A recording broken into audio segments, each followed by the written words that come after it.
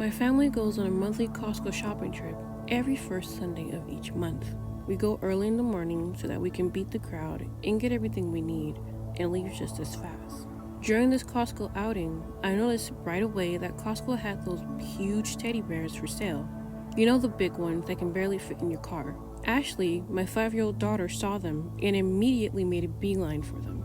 She started begging for one, and with her adorable face, there was no way that I could have told her no. Since the teddy bear being in our shopping cart would have made it difficult to shop with, my husband David went on ahead and bought the teddy bear to put in the cart, while we waited for him to come back in the store. When David came back, we started walking around, grabbing the essentials, making good time. We occasionally stopped and got tempted by things that we really didn't need. Towards the end of our shopping trip, I told David that I was going to make my way to the wine section to quickly select 2 of my favorite bottles of wine. When I got to the wine section, I stood there for a few seconds deciding what kind of wine I wanted. As I stood there contemplating my decisions, a man came and stood right next to me. I moved away from him a bit since I didn't like being in the way and I wanted to be courteous, but the man moved a bit closer to me as I moved away from him. I looked up to see a well-dressed man smiling and staring at me. I gave him a weird look before he started to talk to me. At first he said, "What kind of wine would you recommend? I'm into this sort of thing." He had a gentle tone, and for some weird reason this made me relax a bit. Plus he wasn't doing anything suspicious. So I replied, "It depends on what you like. My taste is going to be different from yours." He just kept smiling and told me that he would pick whatever I decided to get. This was a bit odd, but I didn't think much of it at the time. So I reached for my wine of choice, thinking that he would just follow after I made my decision. But he reached for the exact same bottle as I did. His hand landed right on top of mine and lingered there for a few seconds too long. I tried to move my hand quickly away, but he held onto it and pulled my hand down onto the bottle. He came really close to my head, and I heard him sniffing my hair as he took a few deep gulps. I got uncomfortable, but he quickly apologized and said that he just didn't know how to react properly. I awkwardly laughed a bit, backing away from him. As I did, the expression on his face became cold and unwavering. I stupidly told him it's okay, mistakes happen, and in a blink of an eye, his expression became strangely cheerful again, but you can tell that he was faking his smile. I continued to move away from him and rapidly selected the wine I wanted. I noticed that he didn't pick any wine. He just continued to try to talk to me, making me more uneasy as he kept getting closer to me every time I seemed to look away. I started to walk away faster. He started to say that I looked familiar and asked if I had a sister named Avery. I tried to tell him that he had the wrong person, but he ran and stood right in front of me, blocking my way. He started saying no and that he had the right person. I did have a sister named Avery who lived hundreds of miles away from me, which terrified me. Maybe this man knew me and I couldn't remember from where. He started to mention a few places that he's seen me and spoken to me, but I couldn't remember him. I did go to those places when he said, but I don't ever remember talking to him. He said that I asked him once if he was doing okay because he seemed really sad, but I don't remember that either. I'm a very reserved person, and I don't ever go out of my way to talk to people that I don't know. I tried to lessen the tension and actually said, "Oh, yeah, I do remember who you are." This must have made him a bit happy as he forcefully held onto my shoulders, getting closer to me, saying, "I knew that you'd remember me. There's no way you wouldn't, because we understood each other. We connected. Remember at Avery's birthday party last year? I knew I wasn't imagining you interested in me." The man was salivating and hyperventilating. I started to struggle with him a bit, telling him to let go of me. I yelled that I was only joking about remembering him. He pushed me and backed away from me, not saying anything, and glared at me. I thought that he was going to attack me. I briskly started to make my way back towards where my family was, but I couldn't find them, so I kept looking and trying to locate them. I walked down the toilet paper and paper towel aisle as another woman was leaving. I had to put the wine bottles down on the floor to use my cell phone to call David to locate him. While I was doing this, the man walked up behind me and said, "I apologize. I didn't mean to make you uncomfortable. I just get flustered around you." He was standing directly behind me as I was bent over. He got so close and he placed his hands on my hips. Before I could react, he reached over, grabbed my arm, yanking me up with such force, causing me to drop my phone onto the floor. I was so scared that I couldn't move or scream. He started to say that he noticed me every time that I came to the store and that me and Ashley are his family. Him mentioning Ashley made me scream uncontrollably.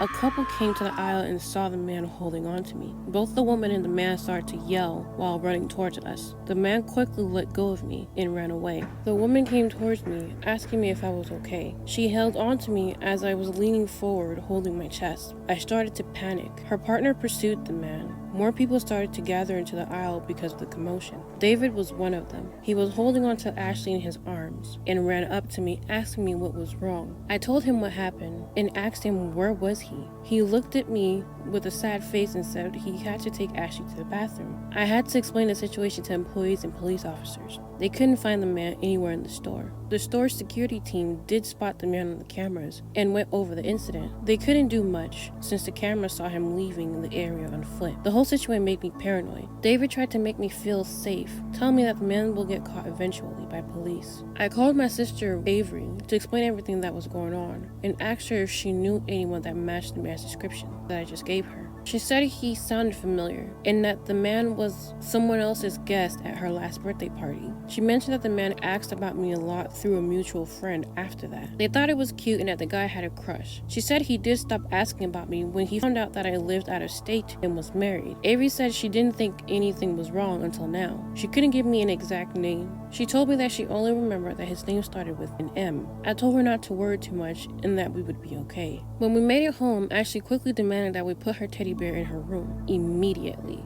David joyfully moved it upstairs for her and placed it in the corner of her room near her closet. Ashley started to stay in her room more, talking and playing with her teddy bear. 3 days later, around 4 in the morning, I was woken up by David with his hand over my mouth, almost giving me a heart attack. He was in a panic. I noticed that he had Ashley, who was still asleep, in his left arm. As I started to wake up more, I could hear our alarm system blaring throughout the house. As I sat up, David handed Ashley to me and we went into the attic to hide until the police arrived. While we were in the attic, David started to explain that when he went to use the bathroom, he heard glass breaking and someone walking around downstairs. So he activated panic mode on the alarm to muffle the sounds of his movements as he went to get Ashley and move us into the attic. While he was talking, we both got very quiet when we heard someone walking up the stairs. We could tell that this person wasn't the police, but we couldn't tell where he was at first. That was until the individual stopped right underneath the attic door. The person stood there for a while before they started to move back the way they came. It must have been about 40 minutes before we heard officers announcing themselves in the house. When the officer asked if anyone was here, we replied back where we were.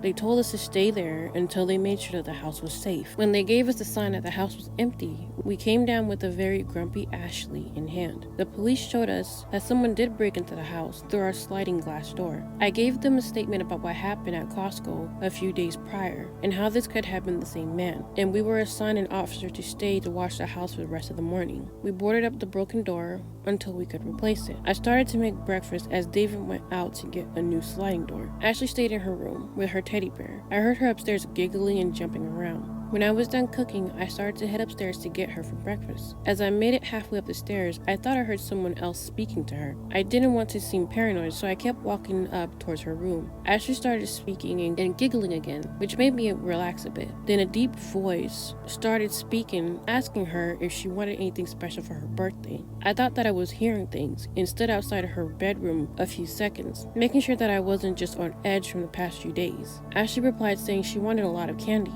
I was about to laugh until the voice replied, Well, that's a fun gift. This made chills run down my spine and I ran into her bedroom to see her talking to herself. No one else was in there. I started to check the room in a frenzy. It was empty. I made sure to check it a few more times just to be sure, but all I found was Ashley's toys scattered all around her room and a small cotton ball on the floor near the dresser that I threw away in the trash. I gently took Ashley, who looked surprised, and led her downstairs. I placed her on the couch and asked her if she was talking to anyone. She said that she was talking to Mr. Boo Boo, her imaginary friend. I looked at her and told her to tell the truth and to tell me if there was someone else in her room. Ashley just looked at me and said that yes, she was talking to Mr. Boo Boo. I called David to let him know what happened, and all he told me was that Ashley had an imaginary friend. This made me irritated, but he might be right, since I didn't hear anything else upstairs. Ashley came next to me and told me that Boo Boo wanted some breakfast too. I thought I'd amuse her and decided to give her some extra pancakes and bacon for her imaginary friend. I thought that she just wanted the extra plate of breakfast. Right as David came home, I headed out to shop for a nanny cam for Ashley's room. When I arrived in the electronics store, I noticed that they had a lot to choose from, but a small cute picture frame caught my eye. It was the perfect size, but it did cost a pretty penny. I knew that it would be worth it. Besides, I had the perfect picture of Ashley and her grandma to put in it. I purchased it and started to head home. Once I returned home, I set it up immediately and connected it to both me and David's cell phones. I didn't care about David calling me paranoid since our daughter's safety was more important, and you could never be too sure. I set the picture from right on top of the dresser in a position that would have a good view of the whole room. I would spontaneously check on the nanny cam to make sure Ashley was safe and didn't see anything concerning. It was about 2 weeks until I noticed that some of my belongings were going missing. At first it was a pair of socks that I thought I misplaced and ignored, since Ashley liked to dress up her toys in my clothing. A day later, a bra that I had taken off prior to taking a shower disappeared from the dirty clothes hamper. David got more worried than I was, since he was in the room taking a nap with Ashley when it happened. We didn't have another break-in, and no one was following me. I joked that maybe the house was haunted, but David didn't find this funny. We started looking through the house and didn't see anything. David decided to check the cameras and the nanny cam on his phone.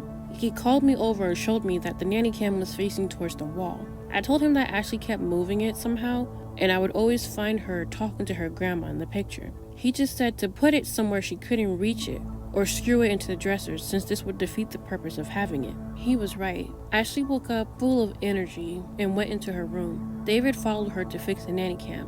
I held onto his phone and saw him moving it and positioning it back to where it was. Through the phone, I saw Ashley sitting down and playing with her toys, sitting next to her teddy bear talking to it. I watched as David went to sit next to her and started to play with her. But in the corner of my eye, I thought that I saw some kind of movement. I looked near the bear and just saw a small ball rolling away. But right as I was going to look away, the bear's legs moved. It wasn't a big movement, but it was enough to catch my attention. This freaked me out too much, and I didn't remove my eyes from the phone or the bear, making sure that it wasn't a fluke. It didn't move again for a while, so I started thinking that maybe the bear was just bumped and it shifted a bit.